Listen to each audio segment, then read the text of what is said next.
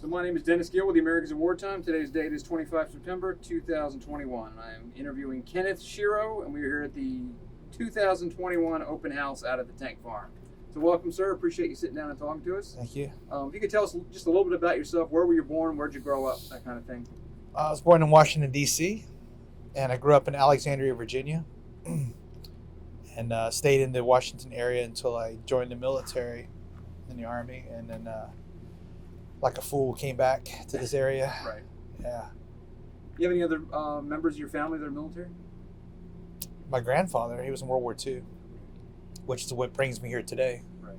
He was a radio operator in an M8 armored car, which is what I'm highlighting out here. Right. And giving tours. Doing reenactments and things, living history type stuff. Absolutely. Why did you join the service, and why did you choose the Army? I joined the service because I didn't know what I wanted to do, and went into the service in 1989. And I picked the Army because I figured that was the most generic, the largest service, and also my grandfather was in the Army, and I thought probably got the best benefits of the largest service. Right. And you can probably do everything in the Army. You know, you can go on a boat, you can go on a plane, you can do anything in the Army, right? So that was the reason for that. What year did you enter service? September 21st, 1989. Okay. And did you have any idea the direction you wanted to go with your career, what you wanted to do? My first thought was I wanted to drive a tank and crush things, and I thought that would be a lot of fun. Then I came back down to earth into reality, and I thought, maybe I should get into communications. You know, that would be something that can translate into civilian life. Got a red light. Okay. And where did you enter training? Basic training was at Fort Jackson, South Carolina, okay, in 1989. Then from there, I went straight over to Fort Gordon, Georgia, the Signal Center, and did my communications school. And went to Germany as my first assignment. We're here to talk about specifically your time in Somalia. Mm-hmm. Why was the United States in Somalia? There's a lot of people that probably have no idea we were even there. Here we are 20, 25 years later. I'm not really sure. I don't know. I was there because I was sent there, obviously. I think what happened was there was a lot of warring going on. The government collapsed, and they had UNICEF feeding, starving peoples in Somalia, and they came under attack by warring factions in Somalia, and I think they called on the UN to assist, and then the UN contacted a lot of nations, including the United States, asking for armed assistance, and I believe that's why the United States got involved. I know that when we were preparing to go there, they said that we were going to provide support and security for food trucks and food convoys and all that good stuff. So it sounded like a real humanitarian effort going into that. So that's pretty much what they told us, and that's what I understand. Yeah. What unit were you with over there? I was with the 546 Personnel Service Company out of Fort Hood, Texas. It was a personnel company that did dog tags, ID cards, and death certificates and death preparation, like in combat. And I was a communications person for that unit, so I provided communications for vehicles and our land assets as well. Where specifically were you in Somalia? We were in Mogadishu, okay, in the capital, and we were actually set up originally at the site of the U.S. Embassy, and then we moved over to the university complex where we took up residence there and set up camp there. Yeah. And that was January of 1993. How long were you there? I think I was there until May 1993. And yeah. What are your impressions when you get there? First impression was switching bait. Felt kind of like, yeah, didn't seem like what they advertised. Right. They told us, oh, you're gonna, provide security on food convoys and help carry rice bags and this and that.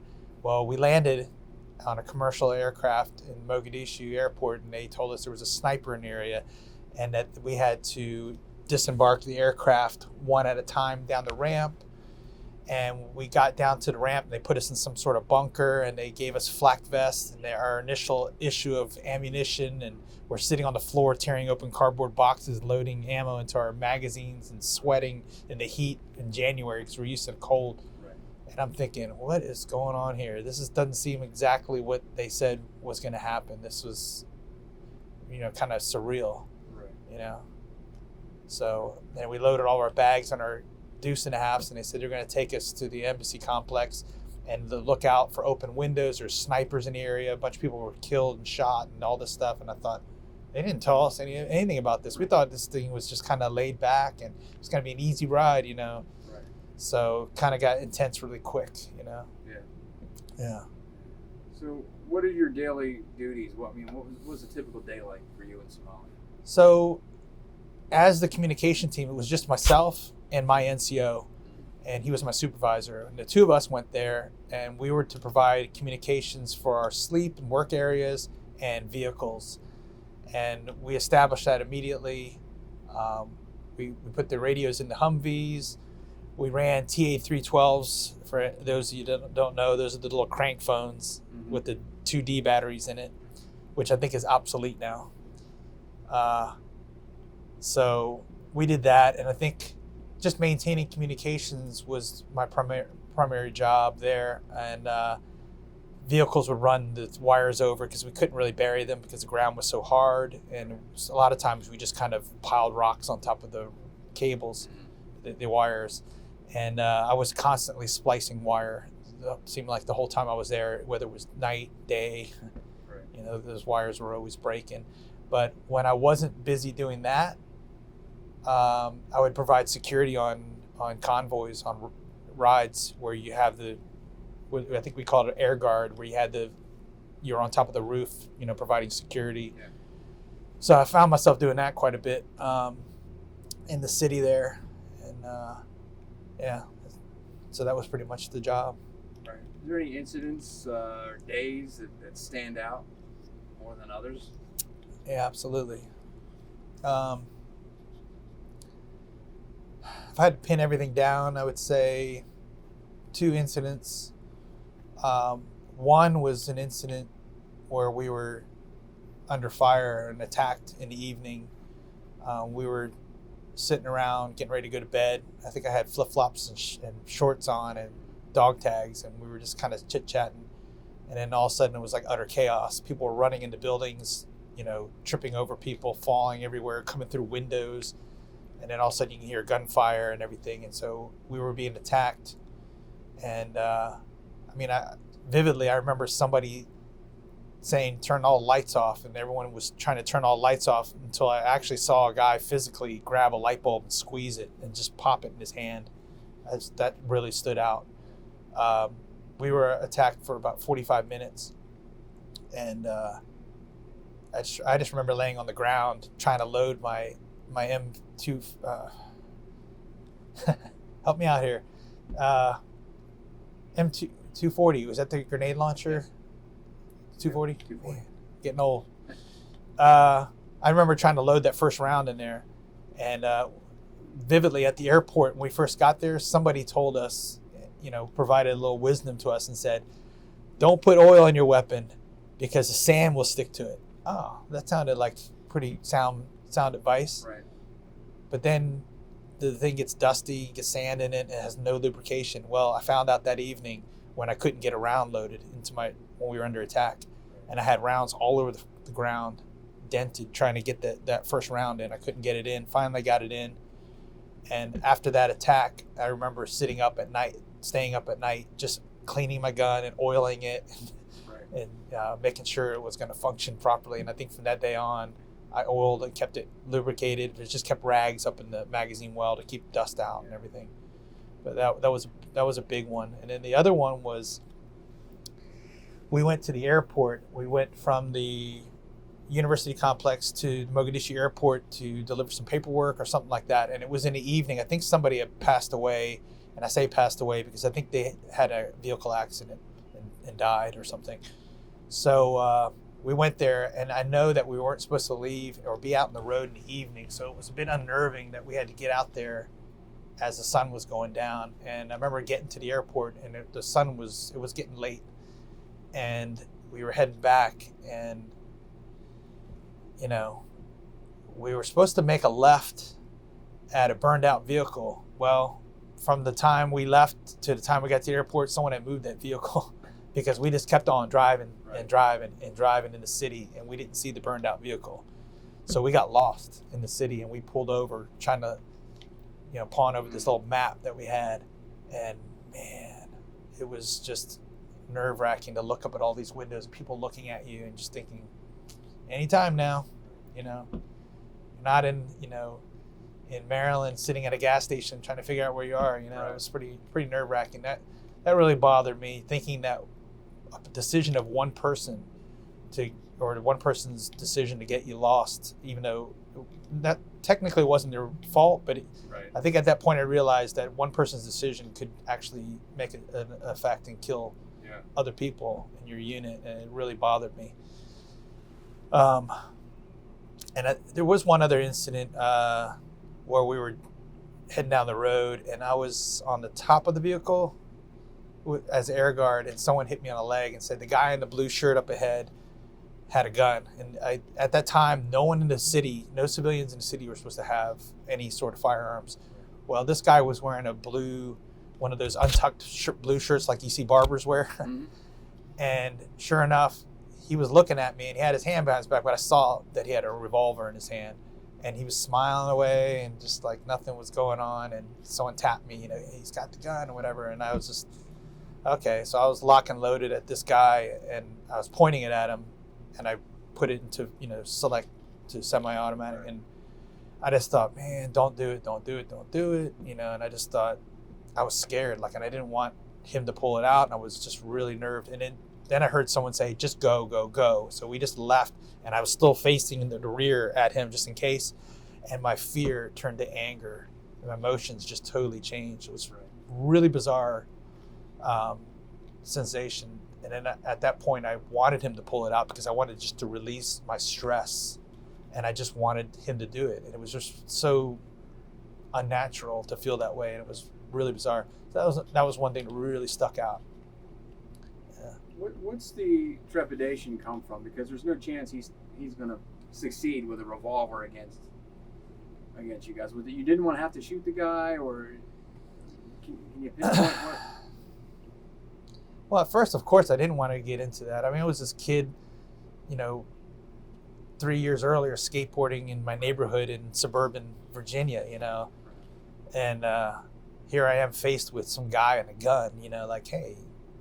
I'm a radio communications guy. I'm not a police officer. I don't know how to deal with this stuff, this kind of thing. And I was faced with that quite a few times, where they told us some kids from clans could possibly come up to you and stab you randomly because it was some sort of tribal thing. If they had blood on their knife, they could be from a rivaling clan, that they would become a man.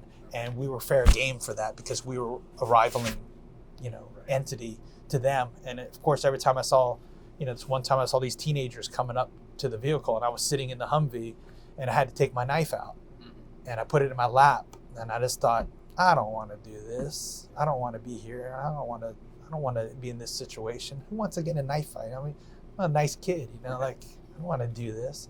And sure enough, they just kind of talked a little and walked off, and that was it. But you get all worked up about that. I think that was probably the worst thing, was just the kind of pent up stuff that never it's like a pressure tank, and you just in a slow leak at the end, just to kind of release that pressure, But it was interesting. You saw a lot of really bad things, especially. Sorry, I'm kind of going, but seeing the little kids hurt over there was pretty bad too. I didn't see any dead children, but I did see some wounded children, missing legs and limbs. And we used to kind of go to the hospital because we shared the compound with the Swedish hospital. And it was kind of tough seeing these kids, like that. And I saw a kid hit another kid with a rock one time because I threw some peanut butter packets that I found in the garbage. Yes. And I thought, these kids are starving. So I threw the peanut butter packets over the fence. Right. and then they started fighting and hitting each other with rocks, and it really unnerving, And I saw these MPs throw a chem light stick over the fence as well, and I saw a grown man stab another guy to get it. They didn't know what it was, It's really, yeah.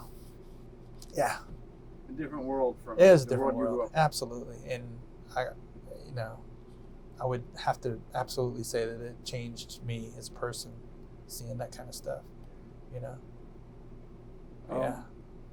What's the tempo like while you're there? Is it every day you're out doing something, or is there any downtime at all? Oh, there was downtime, that's for sure. I spent a lot of time at the Swedish hospital sunbathing on the roof. Right. Pilfering for alcohol Right. with some of the other countries that were there. I got wine from the French army, beer from the Canadians. I mean, I got a bottle of papaya wine, traded a flashlight for that. And I mean, you had to get by.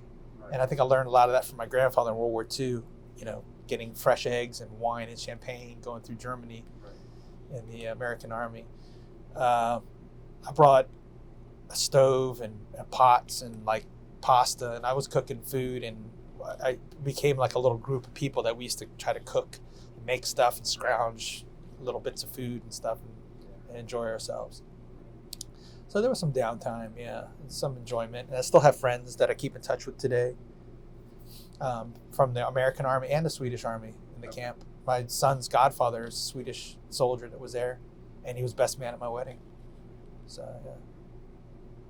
So those relationships last a lifetime. Yeah, absolutely. Yeah. What kind of reaction do the people there, not the people that want to kill you, but the average Joe, if there even is such a thing in Somalia, have towards the troops that were there? It seemed like some of the people were really happy that we were there. I mean, but then again, you don't know if that's just because they're opportunists and just happy that we're there to provide for them as well. I mean, maybe that's part of that. But I think the average person was happy to see us, at least at face value. But Right. in the evening, it's another story, So, and it's a mixture of desperation and everything else. I mean, they try to sneak into our compound in the evening only to get shot, trying to get stuff, and it's all sorts of stuff like that. So you really don't know who's your friend or your enemy. They all everybody's dressed the same. Like they're wearing civilian clothes. You don't know who they are. Absolutely. The famous incident from that time is the Black Hawk Down incident that everybody talks about, the Battle of Mogadishu. Were you there for that, or is that after you? The Black Hawk Down incident happened in October, so I remember watching that on TV when I got home. The Battle of Mogadishu, I think I may have been there during that, because I know there was something going on, some sort of traffic Circle K fight or something, and I don't know if that's the same thing. So what is it like watching that occur, the Black Hawk Down incident? You've been there, you know what it's like, and now you're watching this on TV unfold. Yeah, I mean, that and watching the movie Black Hawk Down, it was pretty realistic and nerve-wracking as well. I think I went to the cinema with my mother to see that, and I was just on the edge of my seat, just thinking, wow, this is pretty real and pretty bad situation for those poor guys. But yeah, it's interesting. How old were you when you were in Somalia? 23. Looking back on it, how does that affect your life? Well, it's affected significantly, I would imagine. I would say it's made me more desensitized to things, harsh things nowadays, violence and all sorts of stuff. In a way, it kind of helps. I'm the security lead at our church, and we have like armed security at our church. And I think I told our pastor that, I'm already damaged goods. Let the rest of the people enjoy their time, and I'll, secure the flock, in a sense. And because I'm a bit desensitized to that kind of thing anyways, And,